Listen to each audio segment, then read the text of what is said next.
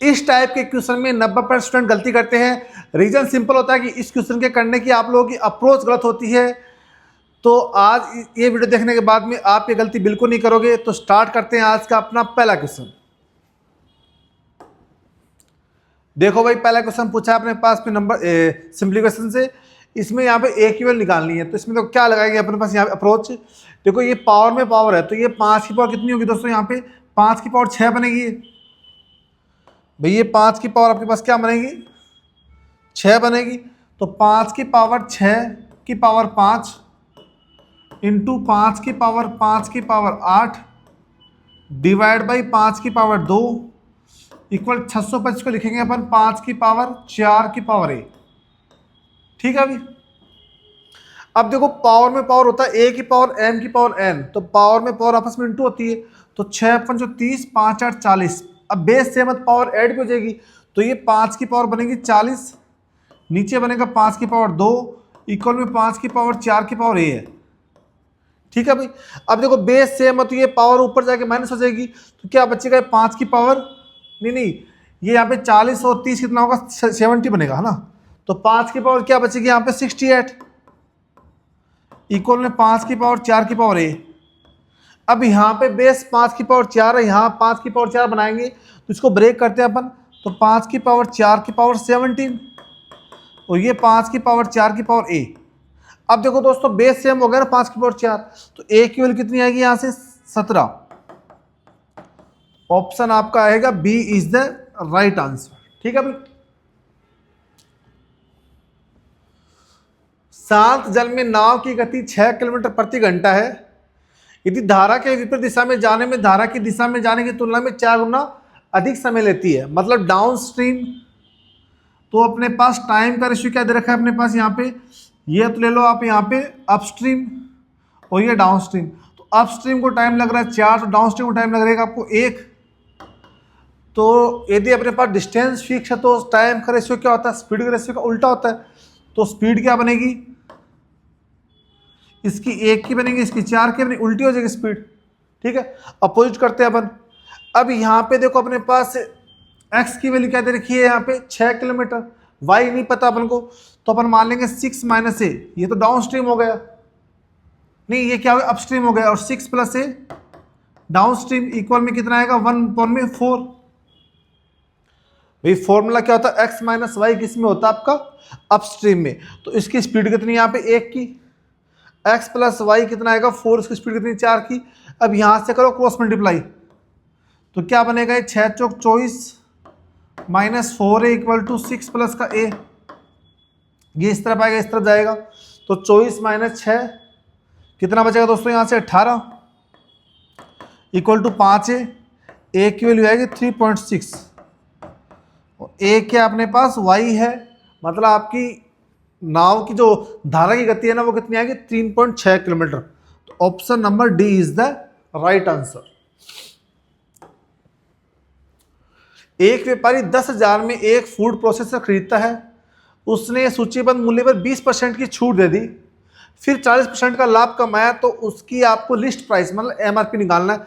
अपन मानते MRP Y है, तो वाई पे डिस्काउंट दिया 20% का, तो कितनी कीमत में बेचा 80/100 में, इक्वल में अपने पास सीपी पे क्या होगा प्रॉफिट कमाएगा। तो 10,000 में प्रॉफिट कितने कमा रहा है भाई वो 40%, तो 140/100। अब आपको कैंसिल करना बस। देखो यहाँ पे 0 से 0 कैंसिल हो जाएगा, और ये 20 से काटेंगे 4 बार, 20 से काटेंगे कितने बार 5 बार, और 4 से काटेंगे 125, तो y की वैल्यू आएगी 14 5 70, 14 दूनी 28 और 7 35, 14 एकम 14 और 3 17, 17,500। और y क्या मानी थी मैंने दोस्तों यहाँ पे लिस्टेड प्राइस मतलब एमआरपी। तो option number B is the right answer. ठीक है भाई दोस्तों, अगला क्वेश्चन देखिए। 8 लड़कों द्वारा प्राप्त औसत अंक है 72। 8 लड़कों का औसत अंक कितना है भाई, 8 लड़कों का औसत अंक है 72। 3 लड़के आ गई है, तो अपने औसत अंक में 3 की वृद्धि हो गई है, मतलब 3 लड़के आ गई तो कितने हो गए टोटल, मेरे पास 11 हो गए ना। अब 11 लोग हो गए, 3 उनका एवरेज बढ़ गया, तो सम क्या बढ़ेगा भाई 11 × 3 33 किलो सम बढ़ा। अब 33 किलो सम बढ़ा किस वजह से? उन 3 लड़कियों से। तो उन 3 लड़कियों का एवरेज क्या बनेगा? 33 divide by 3 equal to 11। 11 kg एक लड़की का एवरेज एक्स्ट्रा होगा, तो उनका वेट क्या होगा भाई? एवरेज वेट कितना आएगा?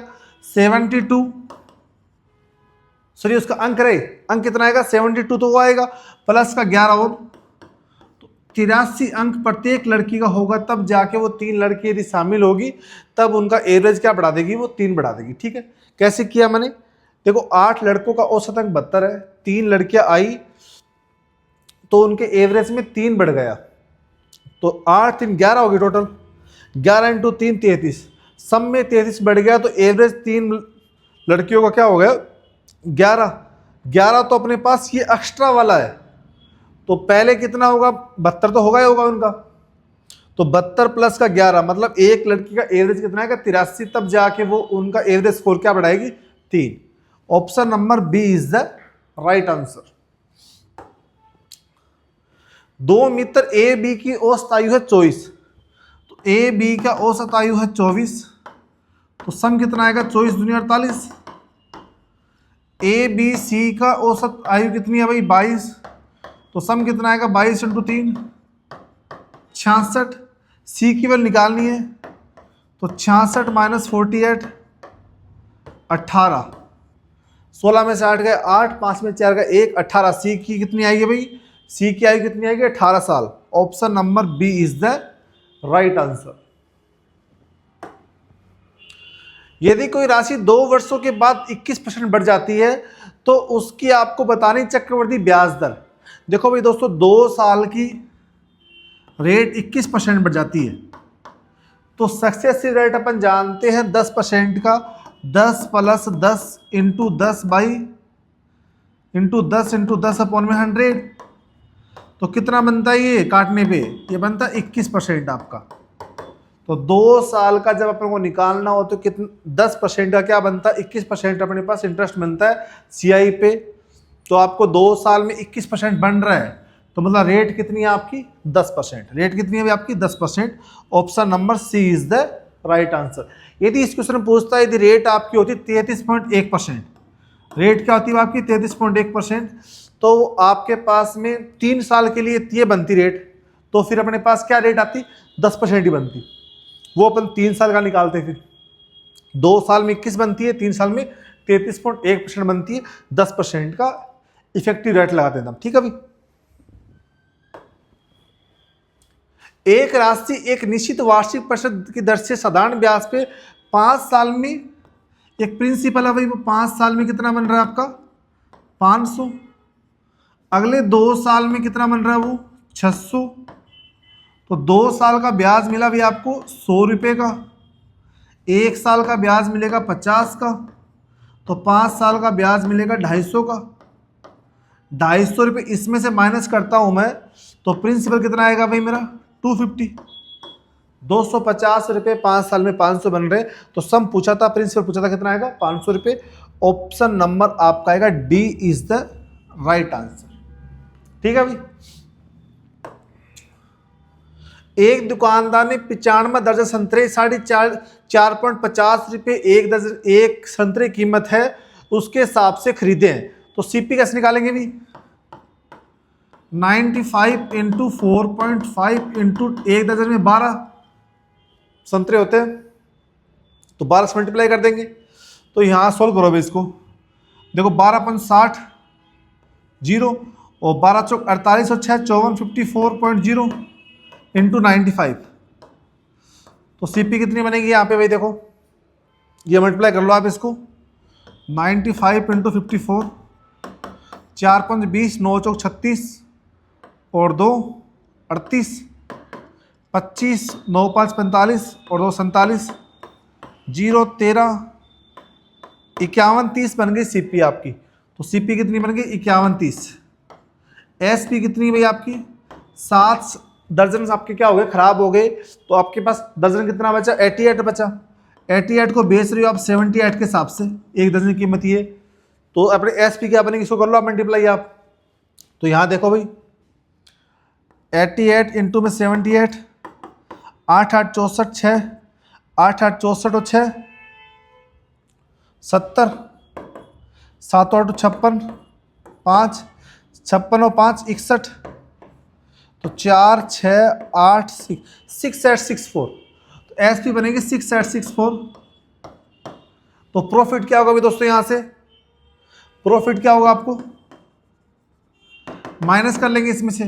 तो यहाँ पे 4, 6 में से 3 का 3, 8 में से 1 है 7 और 1, 1734 का प्रॉफिट होगा। किस पे होगा, सीपी पे 51 30 पे इंटू में 100। अब देखो 17 से काटेंगे तो लगभग 3 बार जाएगा ये, और 3 से काटेंगे 100 को तो 33 पॉइंट समथिंग वैल्यू आएगी, तो लगभग 34% क्या मिलेगा आपको प्रॉफिट। ठीक है भाई, option number B is the right answer. एक विद्यालय में लड़का और लड़कियों का अनुपात दे रखा भाई 5:2। यदि परीक्षा में 87% लड़के 80% क्या है लड़कियां क्या हुई अपने पास हुई है, तो फेल का बताना आपको कितना परसेंट होगी दोनों। तो अपन मानते हैं रेशियो क्या है बॉयज और गर्ल्स का 5:2। अब 5:2 को मैं क्या बना लेता हूं 500:200 बना सकता हूं भाई। 2 2 0 क्या घटे चिपका दी मैंने। 500 मैंने मान लिया लड़के, 200 मान लिया लड़की। अब 500 का 87 तो पास हो रही है, आपको फेल का निकालना परसेंट, तो फेल कितनी होगी 13%। 200 में से 80% पास हो रही तो फेल कितनी होगी 20%। तो क्या वैल्यू बनेगी भी यहां से 13 5 65, 2 0 कैंसिल हो जाएंगे, और ये 20 2 40, तो 65 40, ये मैंने पास ये फेल का निकाला मैंने। ठीक है 65 40 105 टोटल बच्चे फेल हुए हैं। कितने में से भाई 700 में से इंटू 100, 2 से 2 0, 15 7 105, 15% बच्चे क्या हुए टोटल आपके फेल हुए। ऑप्शन भाई सी इज द राइट आंसर। देखो बच्चों यदि आपको ये वीडियो मेरी अच्छी लगे ना तो आप प्लीज क्वेश्चन को कमेंट जरूर करोगे, लाइक कमेंट करना बिल्कुल नहीं भूलोगे। ठीक है भाई, एक नमक की कीमत में 20% की कमी होती है तो उसके खर्चों को समान बनाए रखने के लिए उसकी खपत में कितने % की वृद्धि की जानी चाहिए। खपत मतलब कंजप्शन। कंजप्शन क्या होता है कि अपन जो लागत करते हैं ना अपनी, वो लागत क्या करनी पड़ेगी आपको कम करनी पड़ेगी। ठीक है भाई, तो 20% इन्फ्लेशन होती है 1/5, तो प्राइस है वो 5 से 4 हो गई है, तो कंजप्शन इसका क्या होता उल्टा होता है 4 से 5। प्राइस कम हुई है तो आपका सामान ज्यादा मिलेगा पर खपत कम करनी पड़ेगी। खपत पहले 5 रुपये में 4 kg आ रहा था, अब 4 रुपये में 5 kg आ रहा है, मगर आपका 1 kg आपका क्या हो गया बढ़ गया, उसको आपको कम करना पड़ेगा। जो कंजप्शन रेट है ना अपन जो यूज करते हैं वो अपनी पहले 4 kg थी अब 5 kg है, तो एक कम करनी पड़ेगी। किस पे कम करनी पड़ेगी, एक आपको 4 5 पे नहीं, एक कम करनी पड़ेगी आपको किस पे भाई 4 पे कम करनी पड़ेगी ना, इंटू 100, तो 4 इंटू 5 कितना आएगा बस यहाँ पे 25%। तो 25% आपको दोस्तों क्या करनी पड़ेगी खपत कम करनी पड़ेगी, तब जाके आपका जो खर्चा है ना वो क्या होगा इक्वल होगा। Option number C is the right answer. ठीक है भाई, 1200 मीटर की दौड़ में 2 प्रतिभागी है, मतलब 2 क्या है अपने पास कॉम्पिटिटर है, इसका नाम है मिलर और नीतू। तो 1200 मीटर रेस है आपके पास यहां पे,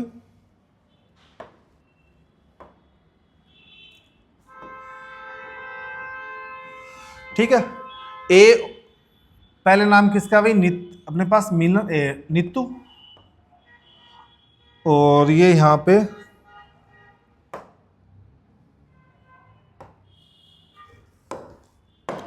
ये नीतू, ये यहां पे क्या है भाई अपने पास मिलर है। ठीक है भाई, अब नीतू ये जो मिनल है ये इससे 500 मीटर दूरी पे खड़ी है, और टोटल रेस आपके पास है यहां से लेके यहां तक दूरी कितनी टोटल 1200 मीटर दूरी है। ठीक है, तो जो मिनल है वो यहां से यहां तक जाएगी सिर्फ 700 मीटर जाएगी, इसको जाना पड़ेगा पूरा कितना 1200 मीटर। ये तो बात बोलना चाह रहा है। अब जो मिनल है वो 700 मीटर दूरी तय करेगी। ठीक है, और इनकी स्पीड वैसे देखा 5:7, तो स्पीड क्या है इनकी 5:7। तो भाई 700 की स्पीड 700 मीटर दूरी तय करेगी। ठीक है, अब देखो यहां पे स्पीड कितनी है इसकी 5 की है, 5 की स्पीड, तो 5 की स्पीड से 700 मीटर दूरी तय करेगी, तो 700 डिवाइड बाई 5 140 की स्पीड आएगी उसकी।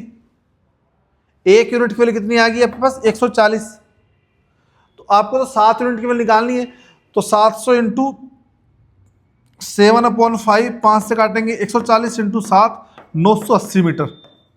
980 मीटर कौन दौड़ पाएगी? आपकी नीतू। तो गैप कितना रह गया उसका? 1200 में से 980 माइनस कर लेंगे तो 220 मीटर क्या रह गई? वो पीछे रह गई। मतलब जो आपकी मिनल है वो पूरा यहाँ से यहाँ पहुँच गई, जबकि नीतू यहाँ से दौड़ती हुई लगभग यहीं पहुँची है। तो 220 मीटर का क्या मिल गया? उनका अंतर मिल गया। Option A is the right answer. ए सुबह 8 बजे से स्टेशन पी से प्रस्थान करता है। ए है भाई आपका, ए जा रहा है यहां से, ए आपका यहां से चल रहा है भाई, देखो 8 बजे, ठीक है। पी से स्टार्ट किया उसने, प्रस्थान करता है पी से, और ये क्यू पर पहुंचता है 11 AM पे। जबकि जो क्यू है वो क्यू पर पहुंचता है, बी सुबह 9 बजे चलता है। अब यहाँ से बी है, वो चल रहा उल्टा इस तरफ दोबारा है, ठीक है। बी चल रहा है इस तरफ आपका, और वो यहाँ पे पहुँच रहा है आपका 9 बजे चल रहा है, और वो 11 बजे पहुँच रहा है यहाँ पे पी पे। तो ये तो चलेगा 2 घंटे, और ये चला है 3 घंटे। तो यहाँ पे जब अपने पास ए पी चल रहा है यहाँ से, तो बीच में अपने पास क्या आएगा? इसका टाइम आएगा, ये यहाँ से चलेगा। तो 9 बजे के बाद में कहीं ना कहीं बीच में ये मिलेंगे। तो जो ए है वो 1 घंटे में क्या चलेगा भाई टोटल? तो यहाँ पे अपने पास टाइम का रेशियो दे रखा है, टाइम का रेशियो है इसका ए का तो 3 घंटे और बी का कितना? 2 घंटे। तो स्पीड क्या आएगी? रेशियो इसका उल्टा हो जाएगा, 2:3। अब 2:3 है, मैं मान लेता हूँ टोटल डिस्टेंस आपकी 6 मान ली मैंने, 6 मान ली भाई आपकी। तो देखो ए है वो 8 से लेके 9 बजे तक 1 घंटे में, 1 आवर्स में ए है वो डिस्टेंस कवर करेगा। ए की स्पीड कितनी है भाई? 2 की है। 1 घंटे में 2 × 1 2 किलोमीटर। तो टोटल डिस्टेंस मानी मैंने 6 किलोमीटर, उसमें से रिमेनिंग डिस्टेंस क्या रह गई? 4 किलोमीटर। क्योंकि 1 घंटे के बाद में 9 बज जाएंगे और 9 बजे बाद में वो भी स्टार्ट हो जाएगा, तो दोनों कहीं बीच में मिलेंगे। तो दोनों की जो अपने पास स्पीड उससे डिवाइड कर लेंगे, किसको? बची हुई डिस्टेंस को। तो 4 दूरी को ए और बी चलेंगे 2 और 3 5 की स्पीड से। तो 4 × 5 × 60, 5 से काटेंगे 12। तो 48 मिनट के बाद में ना, 9 बजे के बाद में 48 मिनट के बाद में दोनों मिल जाएंगे। तो 9 में जोड़ेंगे 48, तो 9:48 पे दोनों एक दूसरे से क्या हो जाएंगे भाई? एक दूसरे को पार करेंगे, ठीक है। इस टाइम पे दोनों एक दूसरे को पार करेंगे, ठीक है।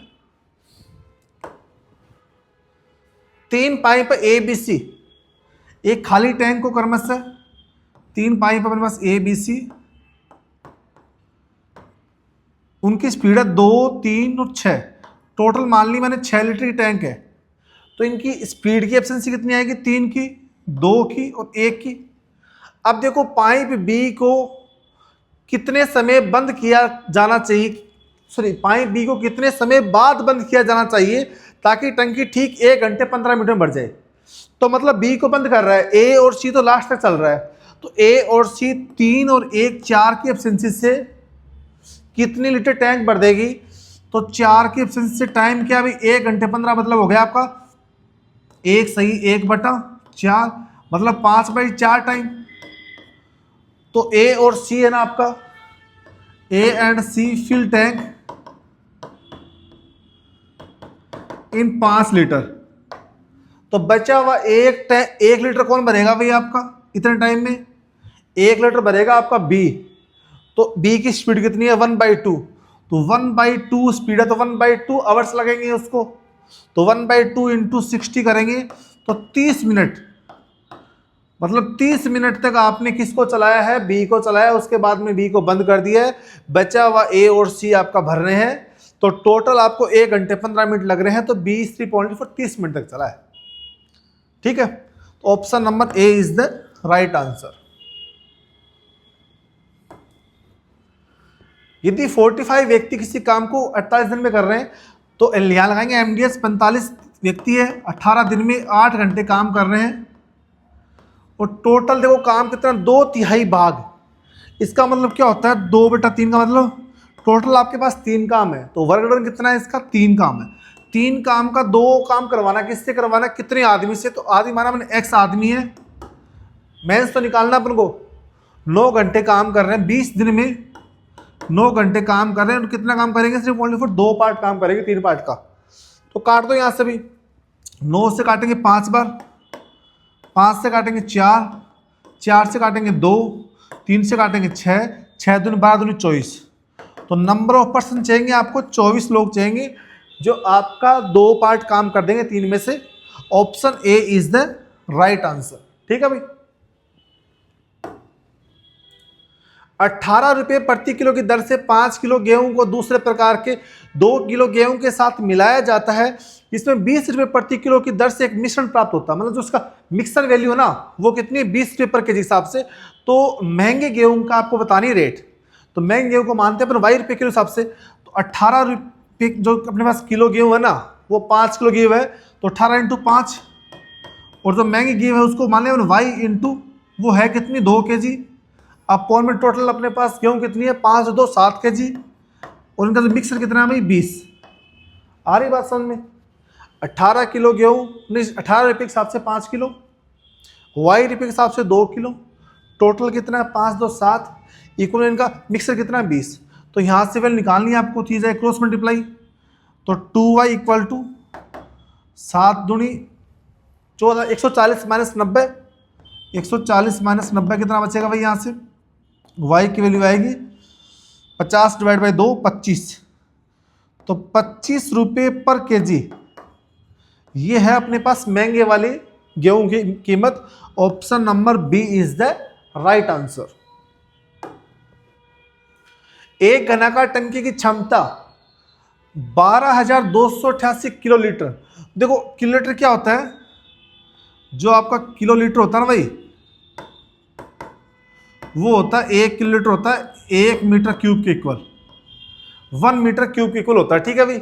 अब घनाकार टंकी है तो इसका वॉल्यूम क्या होता है, LBH होता है। वॉल्यूम क्या होता है इसका, L into B into H, और वॉल्यूम क्या दे रखा है 12,228। तो L कितना अपने पास यहाँ पे 32, ब्रीथ कितनी है यहाँ पे 3x, और ऊंचाई कितनी है 2x, इक्वल में दे रखा है अपने पास से 12,288। अब देखो भाई, अब देखो या तो इसको काट लो आप, 32 से भी वैसे कैंसिल हो जाएगा ये, 32 दूनी 64, और 32 तिया 96, और 32 चौक 188। 32 से कैंसिल नहीं हो रहा भाई, 16 से कैंसिल हो रहा है, 16 दूनी 32, और 16 85, 16 96, 16 100, 16 128, 16 से कैंसिल नहीं होगा ये, तो पूरा कर लो मल्टीप्लाई इसको, एक आप पूरा देखो 32 तिया 96 दूनी 96 होता है आपका 192x, तो 192x स्क्वायर इक्वल टू होता है आपका 12,228 है भाई, ये 288 है। अब कैंसिल हो जाएगा ये, तो 192 से पूरा कैंसिल हो रहा है ये 6 बार, 64 बार कैंसिल हो रहा है ये, डिवाइड कर लेना आप लोग। ठीक है ना। तो x की वैल्यू यहाँ से कितनी आएगी 8। अब x की वैल्यू 8 आ गई, आपसे पूछा क्या है, यहाँ पे चौड़ाई पूछी है वो कितनी है 3, तो 3 × 8 कितना आएगा अपना 24। तो 24 मीटर के आगे टंकी की चौड़ाई आ गई। ऑप्शन नंबर आपका आएगा भाई D, option D is the right answer. ठीक है, कर लोगे। किसी संख्या के 20 के बीच औसत समानुपाती मध्य समानुपाती है भाई, ये मीन प्रोपोर्शनल है। किसी संख्या के 20 के मध्य अनुपात दे रखा है अपने पास 50, तो वो संख्या क्या है, तो मीन जानते हैं भाई दोस्तों, मीन का फॉर्मूला क्या होता है, x इक्वल टू √AB। तो यहां पे अपने पास देखो मीन क्या दे रखा है, मीन निकालना अपने पास 20 का निकालना है, तो कितना आएगा √20x इक्वल में दे रखा है 50। अब यहां से रूट हटाएंगे तो बोथ साइड स्क्वायर करेंगे, स्क्वायर से रूट कैंसिल, 20x की वैल्यू 5, इसका स्क्वायर होगा 2500। 0 से 0 काटेंगे, 2 से काटेंगे, कितना आ गया 125। x कितना आ गया मेरे 125। 125 और 20 का अपन जब लेंगे ना मीन, तो क्या बनता है वो 50 बनता है। तो option number A is the right answer. एक समबाहु त्रिभुज के शीर्ष को केंद्र मान के 3 वर्त खींचे गए। देखो इस तरीके से एक समबाहु त्रिभुज है, इक्विलेटरल ट्रायंगल है भाई, उससे 3 अपने पास ऐसे वर्त खींचे गए।